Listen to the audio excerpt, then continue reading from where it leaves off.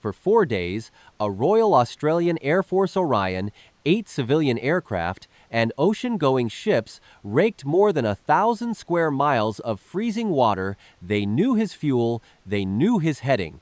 They knew almost exactly where a small Cessna should have come down, and they found nothing, not a seat cushion, not an oil slick, not a single floating scrap.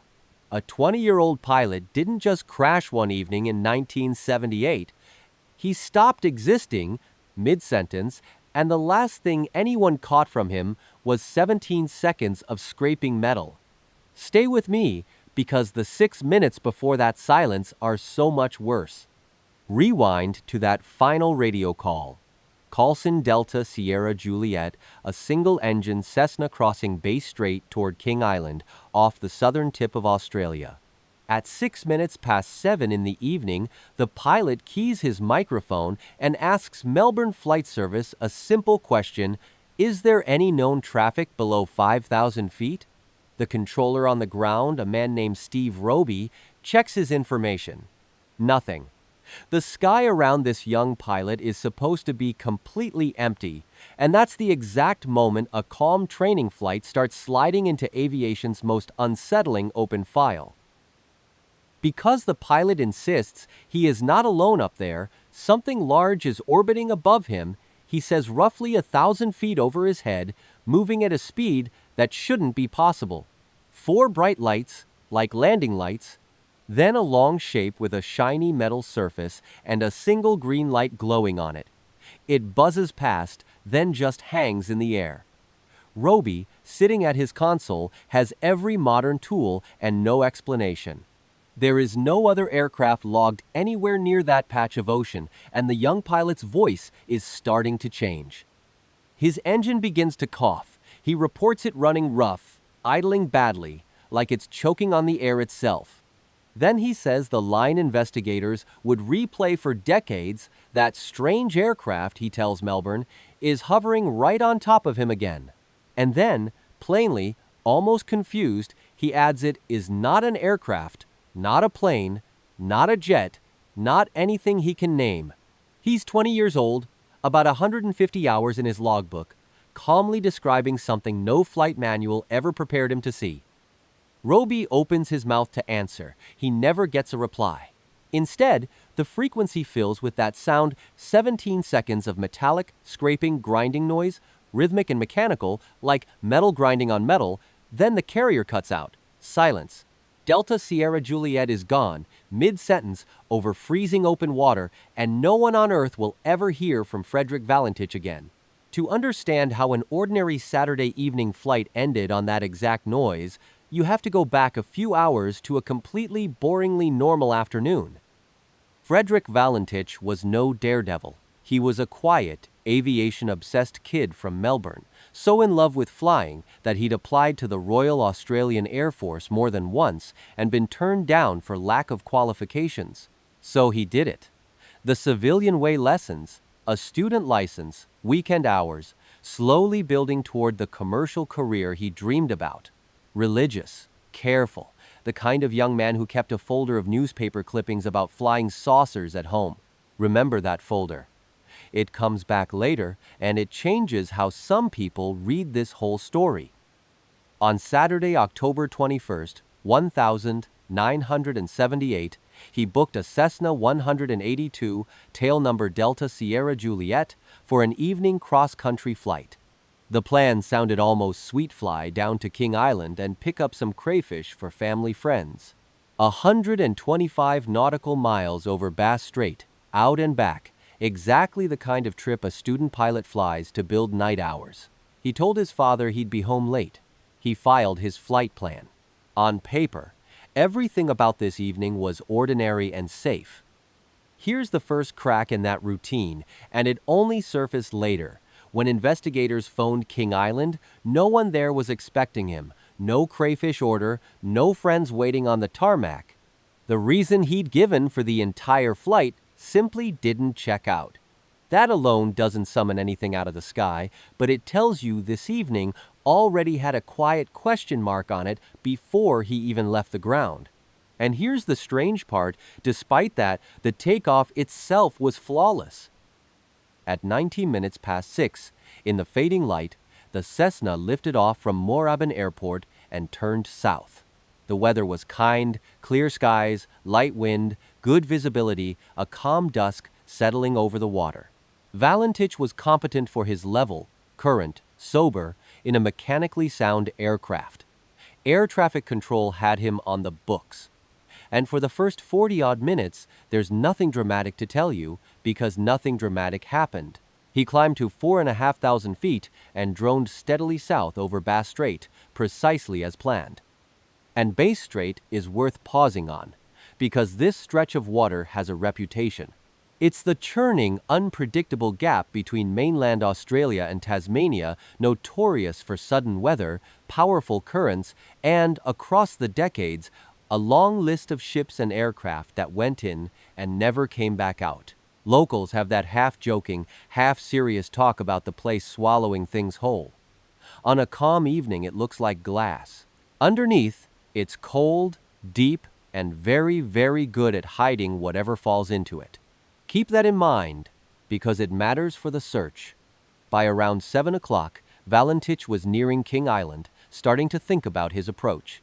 This is the boring, safe part of any flight. The hard bit's done, and you're just tidying up, lining up the landing lights, picturing the drive home. No distress, no emergency, no reason to touch the radio except procedure.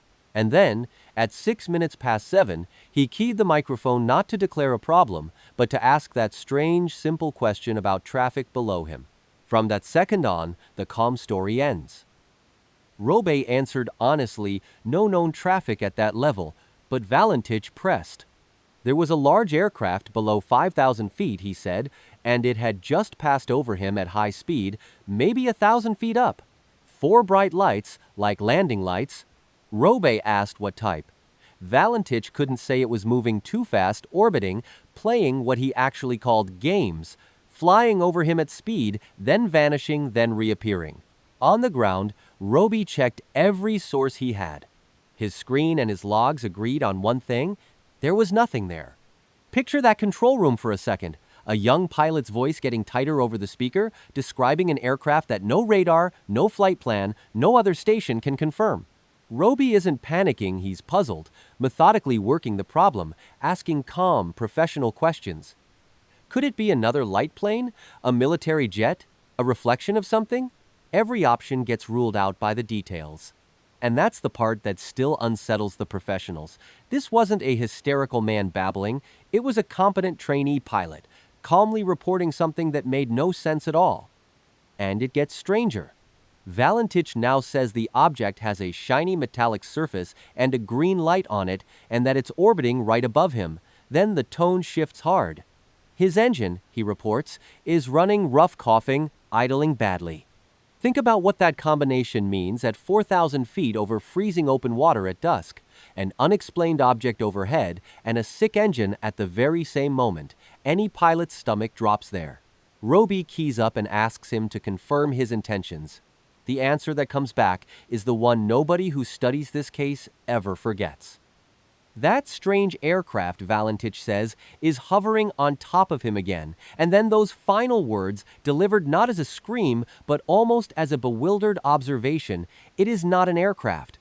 He'd already ruled out a plane, a jet, a helicopter. Now he's telling a professional controller, in the clear, on tape, that whatever is above him fits no category he's ever been trained to recognize. Robe keys up to ask him to say again. And that right there, mid-word, is the instant everything came apart. The reply wasn't words. It was that noise, 17 seconds of metallic, scraping, grinding sound flooding the frequency, logged in the official file simply as unidentified. People who've heard the surviving tape say it sounds mechanical, almost like an idling engine or metal on metal. Then it stopped. Robe called the call sign again and again. Delta Sierra Juliet, Delta Sierra Juliet, Melbourne. Nothing came back. The line to Frederick Valentich had gone dead, and it would stay dead forever. There was no more contact, and there never would be. Within minutes, alarm turned into action.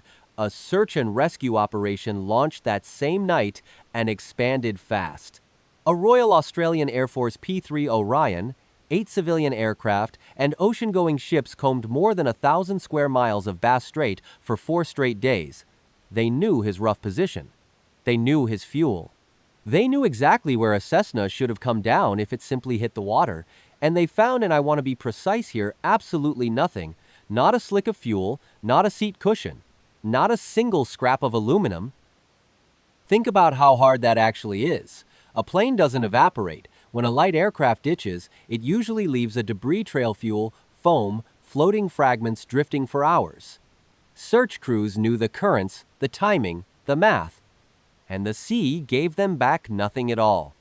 On October 25th, 4 days in, the official search was called off without a single confirmed piece of the aircraft or of the young man who'd been flying it. Officially, one of the world's more troubling aviation files was left open with 2 cold words: cause unknown. There's one eerie footnote. 5 years later, an engine cowl flap washed up on Flinders Island, well inside the drift range Valentich's Cessna could have taken. Investigators checked the partial serial number. It fell within the batch of Cessnas that included his aircraft, but they could never confirm it was actually his. So even the one physical scrap, the ocean, finally coughed up, refused to close the case. It hovered appropriately enough, right on the very edge of being an answer, and then quietly slipped back into being just another maybe. So what happened? The grounded explanations are real and worth respecting. Skeptics argue Valentich became spatially disoriented at dusk over featureless black water, slipped into a slow spiral without realizing it, and saw his own aircraft's lights reflected, or the bright planets, Venus, Mars, and Mercury low on the horizon while flying inverted, so the object above him was really the sea below him. The rough engine and the scraping sound, they say, was a plane spinning down in a graveyard spiral, the propeller clawing at the air. It's plausible. It's tidy. And plenty of experienced pilots quietly buy it. But it never fully silenced the room, and here's why. Valentich was in steady radio contact, describing shapes, colors, and movement in coherent detail, not the word salad of a man about to spin into the ocean. He mentioned no fear of crashing, only confusion about what he was seeing. Others floated a hoax or a stage disappearance, remember that folder of flying saucer clippings, and that his own girlfriend later said they'd talked about a UFO taking him. Investigators found proof of none of it. So we are left exactly where he left us. A calm young pilot, a clear sky, an object he swore was not a plane, and those final words, "It is not an aircraft swallowed by 17 seconds of scraping metal." The verdict, to this day, stays the most haunting one available: presumed lost, cause unknown. So here's the question I can't shake, and I want yours below. In those last 6 minutes, was Frederick Valentich reporting something real, or the last thing his mind invented before the water? And be honest, which answer actually scares you more?